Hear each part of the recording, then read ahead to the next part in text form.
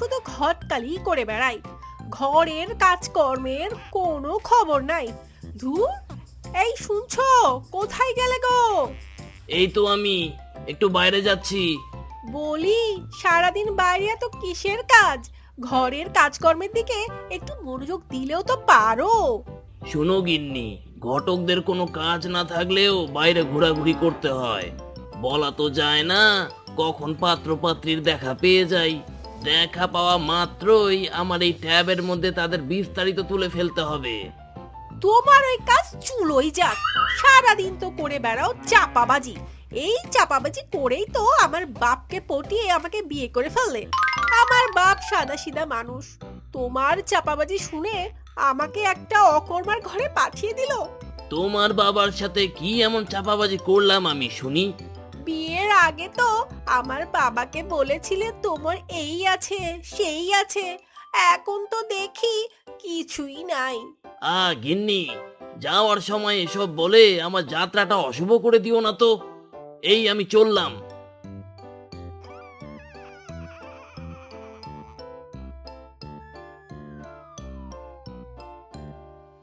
আরে ঘটক বাবু যে, সকাল সকাল কোথায় চললেন? আমি ডিজিটাল ঘটক, আমার কাজই ঘটকালি করা, সেই উদ্দেশ্যেই যাচ্ছি। আমার ঘরে একটি বিবাহযোগ্য মেয়ে আছে, তার জন্য ভালো একখানা পাত্রের সন্ধান করুন তো দেখি। একদম ঠিক জায়গায় পাত্রের সন্ধান করছেন। এই যে আমার হাতে ট্যাব দেখছেন, এখানে লক্ষ লক্ষ পাত্র আছে। আমেরিকা থেকে আফ্রিকা, ব্রিটেন থেকে চাইনিজ, সব ধরনের পাত্র আছে। না না, আমি ওই রকম পাত্র চাইনে। দেশি কর্মঠ দেখে একটা পাত্রের সন্ধান দিন। বেশ বেশ, তাই হবে। আমি জিনের সাথে পরীদেরও বিয়ে পড়িয়ে দিয়েছি। মানুষ তো আর আমাকে এমনি এমনি ডিজিটাল ঘটক বলে না। আপনার মেয়ের জন্যও একটা হীরের টুকরা ছেলে খুঁজে নিয়ে আসবো।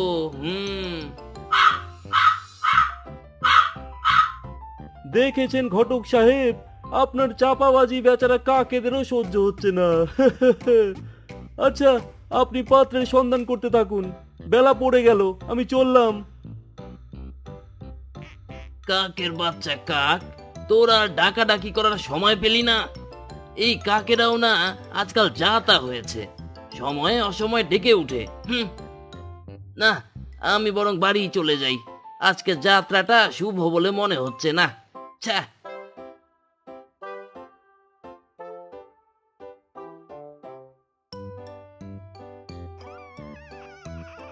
বউ, ও বউ, কোথায় গেলে তুমি?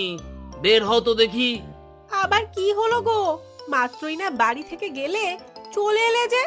ওগো, তোমার কি শরীর খারাপ করেছে? কি আর হবে শুনি, যাওয়ার সময় তো ঘ্যান ঘ্যান প্যান প্যান করে যাত্রাটা অশুভ করে দিয়েছো। এখন রাস্তায় গেলেই কা কা করে কাক ডাকে। সে কি, আমার ঘ্যান ঘ্যান প্যান প্যানের এত শক্তি আগে জানতাম না। এখন আমার বুকে একটু থুথু দিয়ে দাও তো দেখি। এ কি সর্বনেশে কথা, স্বামীর বুকে কি কেউ থুতু দেয় নাকি? তুমি দিবে? থুথু দিলে তবেই নজর কাটবে, না হয় যে নজর দিয়েছো আজ সারাটা দিন আমার অশুভ যাবে।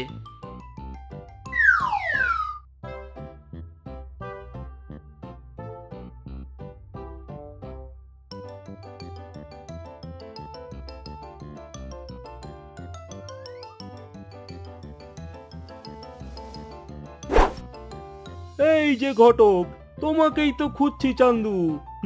কে কে? হাত ছাড়ুন আমার। এখন ভুলে গিয়েছো আমাকে? কিছুদিন আগেই আমার থেকে হাজার হাজার টাকা খেয়ে একটা বিয়ে করিয়ে দিলে, মনে নেই? বিয়ে তো শুভ কাজ, এজন্য আমাকে ধন্যবাদ দিবেন আপনি। সেখানে আমার উপর রেগে আছেন কেন? তোমাকে যে আমি মারিনি, সেটাই তোমার 7 জনমের কপাল। এমন বিয়ে করিয়ে দিয়েছো তুমি। বউ কি মারে? আরে না ভাই, মারে না। বউ সারাদিন আমার ভুঁড়ি নিয়ে খোঁটা দেয়। আমি তো আমার ভুঁড়ি ভালোবাসি রে ভাই, এটা নিয়ে খোঁটা দিবে কেন? এই ব্যাপার তাহলে। আপনার ভুঁড়ির যে অবস্থা, আপনি হাঁটলে ভুঁড়ি আপনার আগে আগে দৌড়ায়। এমন ভুঁড়ি নিয়ে খোঁটা তো দিবেই। এরকম ভুঁড়িওয়ালা একজন মানুষের সাথে যে আপনার বউ এখনো সংসার করছে, সেটাই তো আপনার কপাল। দেখো ঘটক, আমার ভুঁড়ি নিয়ে মশকরা করবে না একদম। আমি সব মশকরা সহ্য করতে পারি, কিন্তু এই ভুঁড়ি নিয়ে মশকরা একদম সহ্য করব না। হ্যাঁ। ঠিক এই রাগটাই বাড়িতে গিয়ে গিন্নির সাথে দেখাবেন, তাহলেই আর খোটা দিবে না।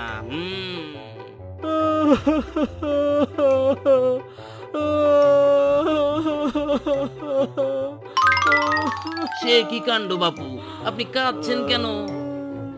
গিন্নির সাথেও একদিন রাগ দেখিয়েছিলাম রে দাদা। রাগ দেখানোর সাথে সাথেই আমার ভুঁড়িতে এমন জোরে একটা ঘুষি মেরেছিল, এখনো হাঁটতে গেলে ভুঁড়িতে ব্যথা পাই। আরো বলেছে আবার যদি রাগ দেখাই তাহলে নাকি আমার ভুঁড়ি গলিয়ে দিবে। বিষয়টা তো তাহলে বেশ চিন্তার। ভুঁড়ি গলিয়ে দিলে তো বেঁচে থাকা মুশকিল হয়ে যাবে। তাহলেই ভাবুন কেমন খুনি বউ আমাকে খুঁজে এনে দিয়েছেন। অত কিছু জানি না ঘটক সাহেব, দ্রুতই এর একটা ব্যবস্থা করবেন, না হয় কিন্তু আমি আপনার বিরুদ্ধে গ্রামের পঞ্চায়েতে বিচার দিব, এই আমি বলে রাখলাম। উফ, যাক বাবা, আমার বউ তো অন্তত খুনি না।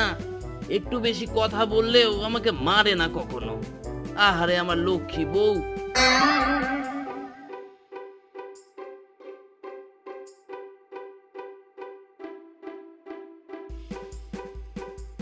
আপনি না আপনার মেয়ের জন্য একটা ভালো পাত্রের সন্ধান চেয়েছিলেন? আজ্ঞে ঘটক সাহেব, তা পেয়েছেন নাকি? এই ডিজিটাল ঘটকের কাছে পাত্র খোঁজা 1-2 এর ব্যাপার, 1-2 এর ব্যাপার। তা পাত্র কেমন? দেখতে শুনতে ভালো তো? ভালো মানে একদম ফার্স্ট ক্লাস। তবে একটাই সমস্যা, পাত্রের একটু ভুঁড়ি বেশি। না ঘটক সাহেব, ভুঁড়িওয়ালা কোনো লোকের সাথে আমি আমার মেয়ের বিয়ে দেব না। একমাত্র মেয়ে আমার, তাছাড়া আমার মেয়েও ভুঁড়ি একদম পছন্দ করে না। ভুঁড়ির উপকারিতা জানেন কি? শীতের দিন ভুঁড়িওয়ালা লোককে জড়িয়ে ধরলে আপনার মনে হবে আপনি কম্বল গায়ে দিয়ে আছেন। আমার কম্বল টম্বলের দরকার নেই বাপু, ভুঁড়ি ছাড়া জামাই পেলে আমাকে জানাবেন, অন্যথায় কথা বলে আমার সময় নষ্ট করবেন না। আমি বরং যাই, পানির অভাবে আমার ক্ষেতটা শুকিয়ে যাচ্ছে, পানি দিতে হবে। ভুঁড়িওয়ালা মানুষদের কেন যে মানুষ এত অপছন্দ করে বুঝি না বাপু। কবি নজরুল বেঁচে থাকলে হয়তো লিখতেন, হে ভুঁড়ি তুমি মোরে করেছো সুমহান, তুমি মোরে দানিয়েছো সকল মানুষের অপমান। হুম।